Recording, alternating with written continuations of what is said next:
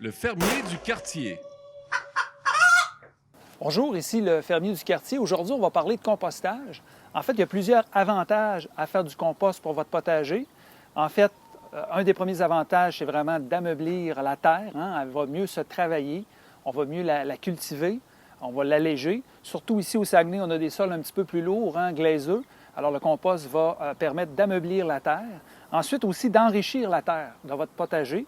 Donc vous n'aurez pas besoin d'acheter trop de produits pour enrichir votre terre. Donc vous allez produire votre propre compost. Ça permet aussi de garder l'humidité dans le potager avec une bonne couche de compost. Donc vous allez moins arroser votre potager. Et finalement, il y a aussi un avantage au niveau écologique, c'est-à-dire qu'on diminue énormément nos déchets et en fait, on fait un très beau geste pour l'environnement. Alors, en ville, le compost est toujours préférable de le faire dans des bacs parce que, oui, les méthodes les plus efficaces dans le compost, en fait, c'est des tas que vous faites d'1 mètre de haut. C'est la méthode Jean-Pain.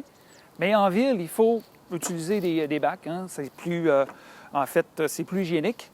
Alors, dans mon cas, j'ai construit ici des bacs. J'en ai deux, en fait. J'ai toujours mon compost qui est prêt le printemps et le compost qui est prêt l'automne. Et mes bacs ont été conçus avec du bois de palette. C'est des bacs qui sont sans fond, vous allez comprendre tantôt pourquoi, et facilement accessibles ici avec un couvercle pour mettre nos éléments. Je disais tantôt sans fond parce que dans le fond du compost, c'est important que vous mettiez des branches.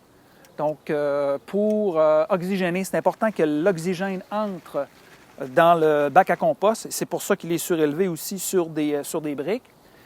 J'ai des voisins aussi qui me donnent toujours leur sapin de Noël à chaque année. Alors, plutôt que d'aller le porter à l'éco-centre, je le récupère. En fait, après l'avoir ébranché, je vais mettre des branches de sapin dans le compost. Ça aussi, ça va venir, en fait, là, équilibrer parce que j'utilise beaucoup de feuilles dans mon compost. Le fait de mettre des branches de sapin, ça vient équilibrer les éléments qu'on a dans notre compost.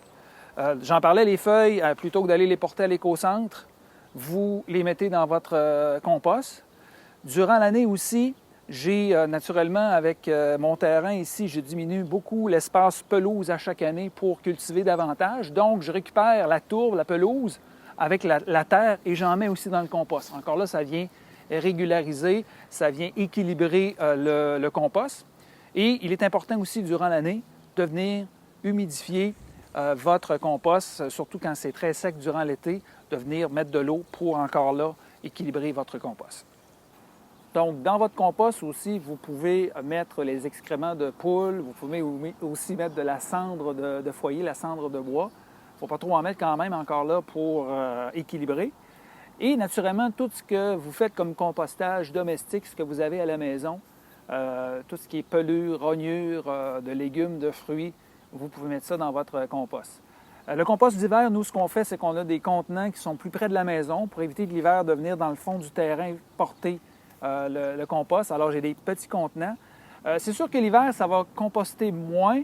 Par contre, le processus va être accéléré parce que le froid vient briser un peu les fibres des fruits et des légumes, là, des pelures. Donc, le compostage va être un petit peu plus accéléré durant l'été, là. Et donc, c'est de prendre ce compost-là que vous avez fait durant l'hiver et de venir le porter dans les bacs. Donc, le résultat final, vous l'avez ici. En fait, j'ai enlevé le bac et vous avez le résultat final ici. En fait, ça, c'est un compost que j'ai commencé l'été passé. Donc, il est prêt au printemps. Donc, vous l'avez ici. Il ne reste plus qu'à le passer au tamis. En fait, moi, j'ai récupéré un support là, pour un rack à pain là, qui me sert de tamis. Alors, on le passe au tamis. Par contre, là, les branches qui restent, vous pouvez les mettre sur une bâche et ensuite les remettre dans votre nouveau compost. Encore là, ça va aérer. Et il ne vous reste plus qu'à étendre votre compost dans votre potager et profiter là, des avantages de ce compost-là dans votre potager. J'espère que vous avez apprécié cette chronique du fermier du quartier sur le compostage. Dans la prochaine chronique, on va voir comment maximiser l'espace en ville pour cultiver.